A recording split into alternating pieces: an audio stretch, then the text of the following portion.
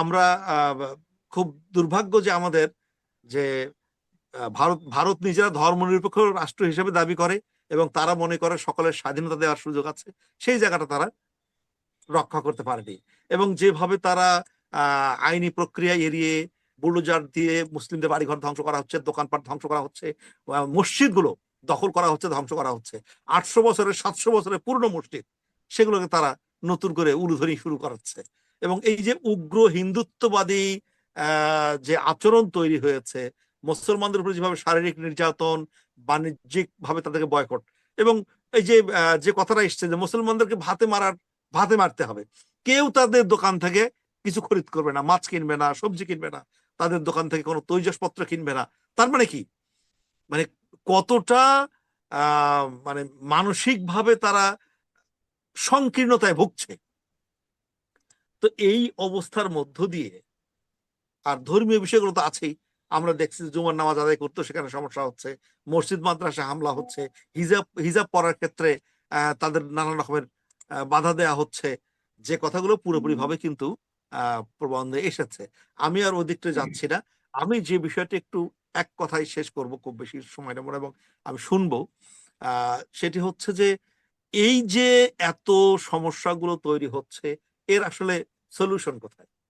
প্রথমে যে কথাটা আমি বলেছিলাম যে এটা কিন্তু আজকে নতুন শুরু হয়নি। আমি যখন 2000 সালে ইন্ডিয়া গিয়েছিলাম আমার পিএইচডির কাজে, সেখানে গিয়ে ন্যাশনাল লাইব্রেরিতে আমি বিভিন্ন সময় এই কথাটা বলি।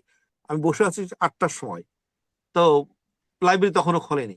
এক ভদ্রলোকের সাথে দেখা হলো, এক ইয়াং। তো ও এসে আমার সাথে পরিচয় হচ্ছে, ও বললো আমি অজিত। আমি বললাম আমি মাহফুজুর রহমান আখন্দ, বাংলাদেশ থেকে এসেছি।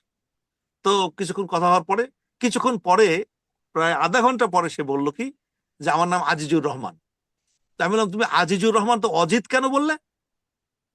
তো ও একটু মুচকে হাসলো এবং বলল যে অনেক বিষয় আছে, এটা আসলে আপনি প্রথমে এসেছেন তো বুঝবেন না বিষয়গুলো, পরে আপনার সাথে শেয়ার করব বিষয়। তো তার মানে আজিজুর রহমান সে অজিত পরিচয় দিচ্ছে 2000 সালে। এটা কিন্তু আজকে এই প্রবলেমটা নয়। এবং দেখেন যে তাদের চাকরি পাওয়ার ক্ষেত্রে কয় পার্সেন্ট তারা চাকরি পাচ্ছেন। আমি কয়েকবার ইন্ডিয়া গিয়েছি, সর্বশেষ 2024-এর জানুয়ারিতে আমি গিয়েছিলাম। সে সময় প্রায় 10-12টা প্রতিষ্ঠানে আমার কথা বলার সুযোগ হয়েছে। কোনো জায়গাতে একক লেকচার, কোনো জায়গাতে সেমিনার, কোনো জায়গাতে এরকম বিভিন্ন স্কুলে যাওয়ার সুযোগ হয়েছে, মুসলিম স্কুলগুলোতে।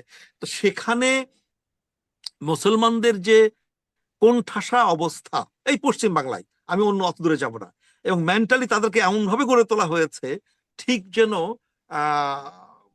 তাদের ইতিহাস ঐতিহ্যের জায়গাটাকে ভুলে হিন্দুদের সাথে, তাদের ব্রাহ্মণ্যবাদী সংস্কৃতির সাথে মিশে থাকতে হবে, সেভাবেই চলতে হবে। লেখক যারা আছে, যাদের সাথে আমরা ওঠা বসা করে লিখি, দেখি তাদেরও মেন্টালিটি ওইভাবেই গড়ে উঠেছে। দুই একজন যারা নিজেদের মুসলিম জাতিসত্তা, স্বাধীন সত্তা নিয়ে লেখালেখি করতে চান, তারা আবার সেখানে একঘরে এবং কোণঠাসা হয়ে আছেন। তো আসলে এই অবস্থায় আহ উপায় কি? অনেকগুলো সলিউশনের কথা বলা হয়েছে। আমি তো হিসাব করছিলাম যে যে যে সলিউশনের চিন্তাগুলো বলছিলাম, কিছু সলিউশন তো না, এগুলো জাস্ট কিছু পরামর্শ। সে পরামর্শগুলো তো চলে আসলো। তো মূলত আমাদের তাদের ভিতরে যদি জাতিগত অ্যাওয়ারনেস মুসলমানদের মধ্যে তৈরি না করা যায়, এবং বুদ্ধিভিত্তিক অ্যাওয়ারনেস যদি তৈরি না করা হয়, শুধুমাত্র ওই হইচই করে, শুধুমাত্র চিল্লাপাল্লা করে খুব একটা কাজ হবে না। বুদ্ধিভিত্তিক অ্যাওয়ারনেস দরকার। তাদের মধ্যে যে প্রতিষ্ঠানগুলো আমাদের আছে, মুসলিম সোসাইটির যে প্রতিষ্ঠানগুলো আছে, সেই প্রতিষ্ঠানগুলো ওরা যেরকম হিন্দুত্ববাদী প্রচারের জন্য স্কুলগুলোতে স্পেশালি তারা চেতনার ব্যবসা করছে, আমাদের প্রতিষ্ঠানগুলোতে মুসলিম অধ্যুষিত, মুসলিম ওরিয়েন্টেড যে প্রতিষ্ঠানগুলো আছে, সেগুলোতে মুসলিম অ্যাওয়ারনেস তৈরির জন্য নিজেদের মধ্যে আহ চেতনা জাগ্রত করবার জন্য সেই রকম পদক্ষেপ আমাদের জরুরি। সেটা যেমন ভিতর থেকে, তেমনি বাইরে থেকে, যেমন সেটা প্রচারের দিক থেকে, তেমনি গবেষণার দিক থেকে। এইভাবে যদি আমরা একটু এগিয়ে নিতে পারি, তাহলে মোটামুটি কিছুটা অ্যাওয়ারনেস তৈরি হবে। তবে আজকের এই সবার মধ্য দিয়ে অন্তত এটুকু হচ্ছে যে আমরা তো ব্যথিত হচ্ছি, আমরা তো কান্নাকাটি করছি, কিছু কথার সাউন্ড রেইজ করছি, এটুকুর মধ্যে একটা আত্মতৃপ্তি। আমি জানি না কতটুকু সলিউশনে আমরা যেতে পারবো, এবং এই আত্মতৃপ্তির জায়গা থেকে অন্তত আল্লাহর কাছে বলতে পারবো আমরা মুসলিম হিসেবে কিছু কথা বলেছি। তবে এই কথাগুলো অন্তত কিছুটা হলেও ছড়িয়ে পড়ুক। 2-4 জনের মধ্যেও যদি একটা সচেতনতা জাগ্রত হয়, তাহলে হয়তো আমাদের এই আয়োজন সফল হবে। আমি আর কথা না বাড়িয়ে সবাইকে ধন্যবাদ এবং কৃতজ্ঞতা জানিয়ে আমার কথা শেষ করতে চাই। আমাকে এখানে যুক্ত করে দুটো কথা বলবার সুযোগ করে দেওয়ার জন্য, এবং শুনবো ইনশাআল্লাহ। সবার প্রতি আমার কৃতজ্ঞতা। আসসালামু আলাইকুম ওয়া রাহমাতুল্লাহ।